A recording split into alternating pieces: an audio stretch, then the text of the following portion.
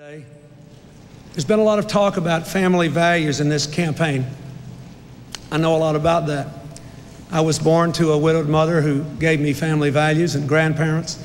I've seen the family values of my people in Arkansas. I've seen the family values of all these people in America who are out there killing themselves, working harder for less, in a country that's had the worst economic years in 50 years and the first decline in industrial production ever. I think the president owes it to family values to show that he values America's families. Whether there are people on welfare, you're trying to move from welfare to work, the working poor, whom I think deserve a tax break to lift them above poverty if they've got a child in the house and working 40 hours a week, working families who deserve a fair tax system and the opportunity for constant retraining. They deserve a strong economy, and I think they deserve a Family and Medical Leave Act. 72 other nations have been able to do it. Mr. Bush vetoed it twice because he says we can't do something 72 other countries do, even though there was a small business exemption.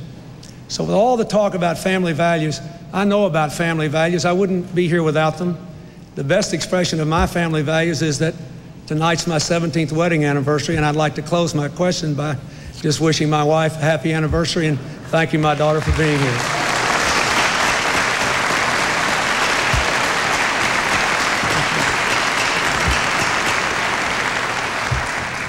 President Bush, 1 minute. Well, I would say that one meeting that made a profound impression on me was when the mayors of the big cities, including the mayor of Los Angeles, a Democrat, came to see me, and they unanimously said the decline in urban America stems from the decline in the American family. So I do think we need to strengthen family. When Barbara holds an AIDS baby, she's showing a certain compassion for family. When she reads to children, the same thing. I believe that discipline and respect for the law, all of these things should be taught to children, not in our schools, but families have to do that. I'm appalled at the highest, outrageous numbers of divorces. It happens in families, it's happened in ours, but it's gotten too much.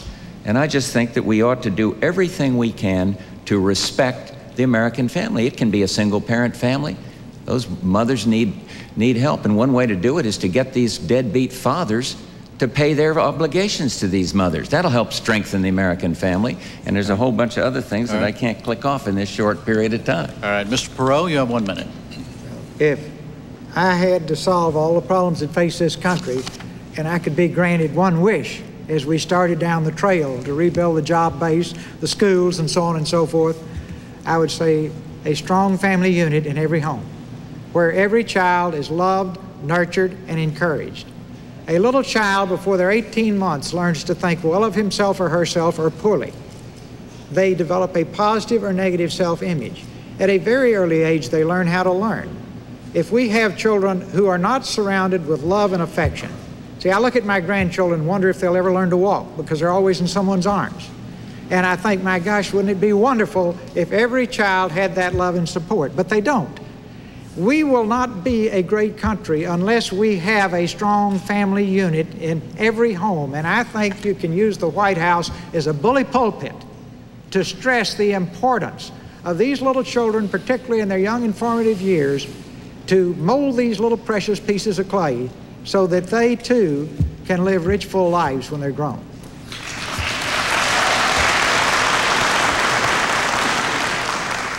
New question, 2-minute answer, goes to President Bush. Sandy will ask it.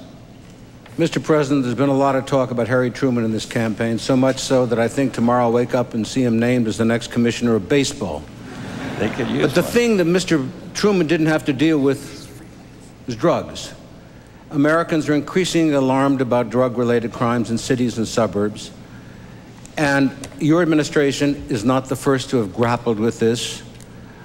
And are you at all of a mind that maybe it ought to go to another level, if not to what's advocated by William F. Buckley Jr.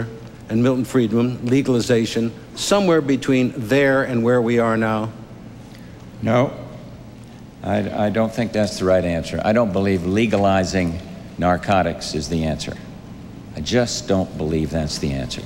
I do believe that there's some fairly good news out there. The use of cocaine, for example, by teenagers is dramatically down. But we've got to keep fighting on this war against drugs. We're doing a little better in interdiction. Many of the countries below that used to say, well, this is a United States problem, if you'd get the demand down, then we wouldn't have the problem, are working cooperatively with the DEA and other the military. We're using the military more now in terms of interdiction. Our funding for recovery is up, recovering the addicts. Where we're not making the progress, Sander, is we're making it in teenagers. And thank God, because I thought what Ross said was most appropriate about these families and these children. But where we're not making it is with the confirmed addicts. And I'll tell you one place that's working well, and that is the private sector.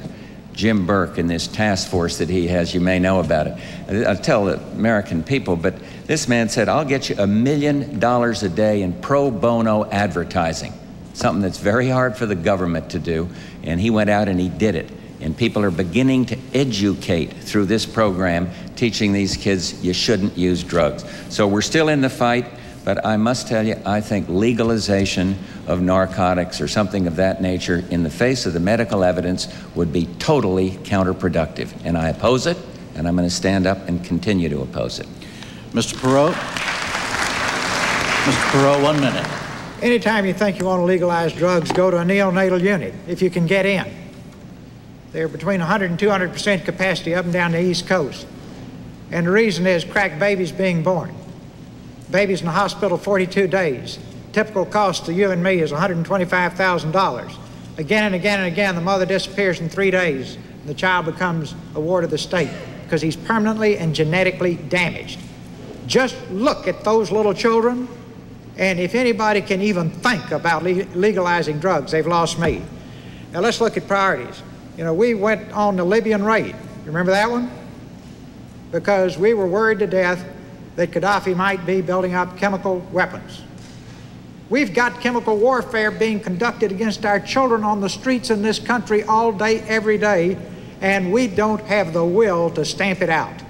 And again, if I get up there, if you send me, we're going to have some blunt talks about this, and we're really going to get down in the trenches and say, is this one you want to talk about or fix? Because talk won't do it, folks. There are guys that couldn't get a job, third shift in a Dairy Queen, driving BMWs and Mercedes selling drugs. And these old boys are not going to quit easy.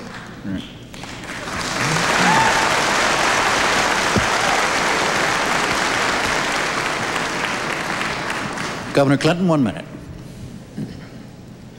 Like Mr. Perot, I have held crack babies in my arms.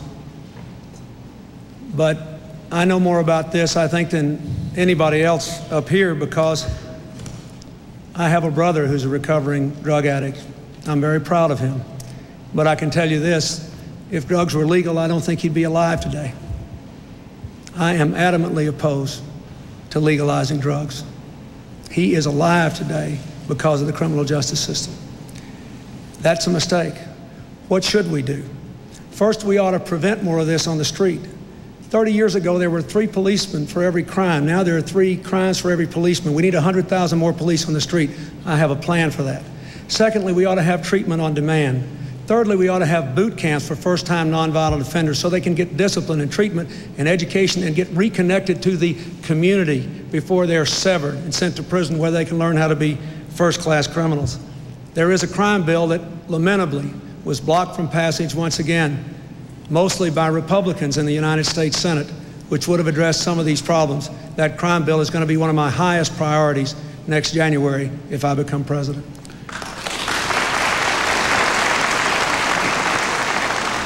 Next question is to you, Mr. Perot. You have 2 minutes to answer it, and John will ask it. Mr. Perot, racial division continues to tear apart our great cities, the last episode being this spring in Los Angeles. Why is this still happening in America, and what would you do to end it?